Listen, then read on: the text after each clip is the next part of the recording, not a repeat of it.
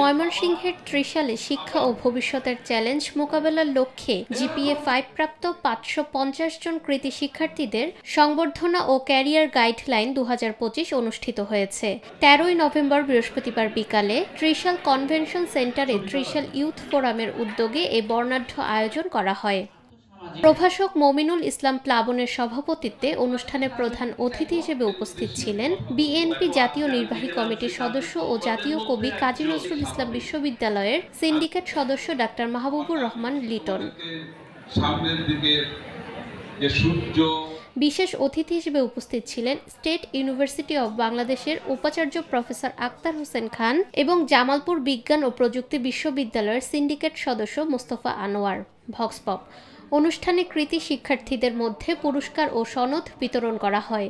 আয়োজক Trishal youth forum জানায়, যুব সমাজকে অনুপ্রাণিত করতে তারা ভবিষ্যতেও এ ধরনের শিক্ষামূলক কার্যক্রম অব্যাহত রাখবে।